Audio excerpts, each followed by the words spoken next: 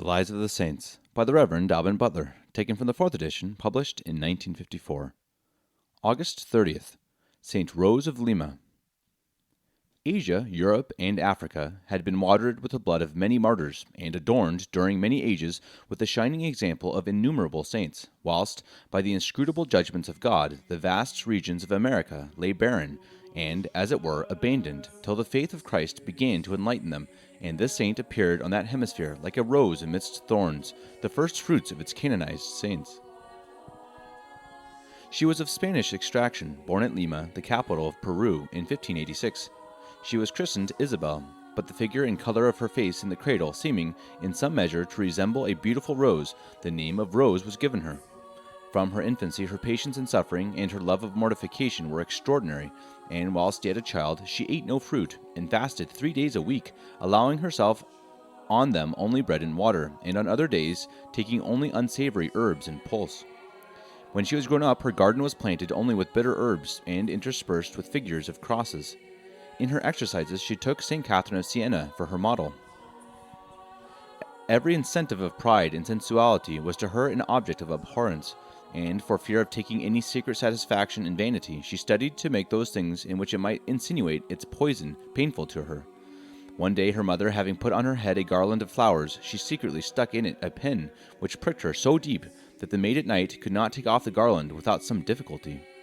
Hearing others frequently commend her beauty, and fearing lest it should be an occasion of temptation to anyone, whenever she was to go abroad to any public place, she used, the night before, to rub her face and hands with the bark and powder of Indian pepper, which is a violent corrosive, in order to disfigure her skin with little blotches and swellings.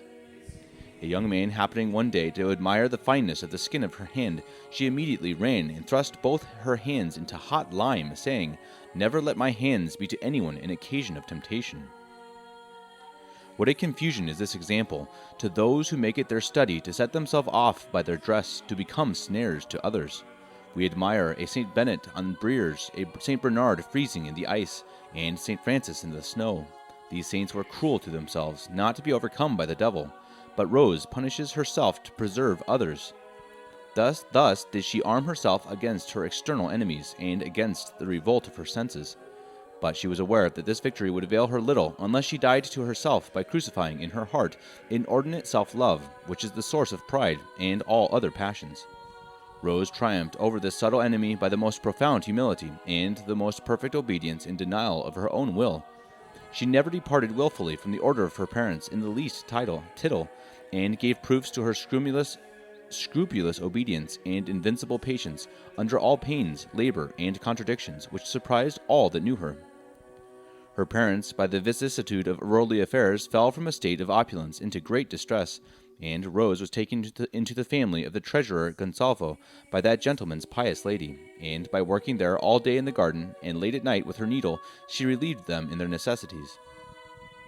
These employments were agreeable to her penitential spirit and humility, and afforded her an opportunity of never interrupting the interior commerce of her soul with God. She probably would never have entertained any thoughts of another state if she had not found herself importuned by her friends to marry.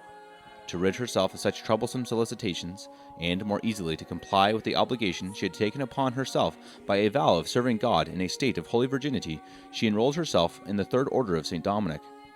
Her love of solitude made her choose for her dwelling a little lonely cell in a garden.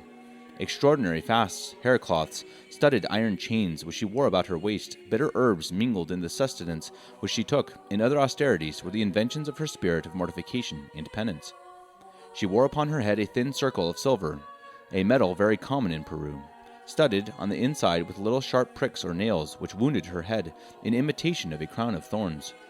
This she did to put her in mind of the adorable passion of Christ, which incomprehensible mystery of divine love and mercy she desired to have always in her thoughts.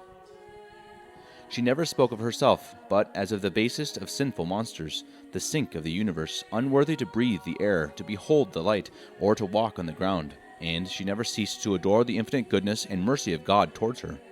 So ardent was her love of God, that as often as she spoke of it, the accent of her voice and the fire which sparkled in her countenance discovered the flame which consumed her holy soul.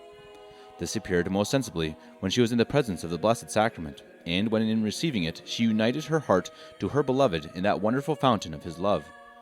Her whole life was a continual vehement thirst after that divine banquet, in which she found her greatest comfort and support during the course of her earthly pilgrimage.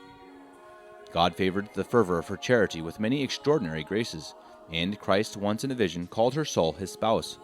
But for her humiliation and the exercise of her virtue, she suffered during 15 years grievous persecutions from her friends and others, and what were much more severe trials, interior desolation, and dreadful agonies of spiritual anguish in her soul. The devil also assaulted her with violent temptations, filling her imagination with filthy phantoms. But God afterwards recompensed her fidelity and constancy in this life with extraordinary caresses. Under long and most painful sickness, it was her prayer, "Lord, increase my sufferings, and with them increase thy love in my heart." She happily passed to eternal bliss on the 24th of August, 1617, being 31 years old. The chapter, senate, and all the most honorable companies of the city, by turns, carried her body to the grave. The archbishop assisted at her funeral. Several miracles wrought by her means were juridically approved by 180 witnesses before the apostolical commissaries. She was canonized by Clement X in 1671, and the 30th day of August has been appointed for her festival.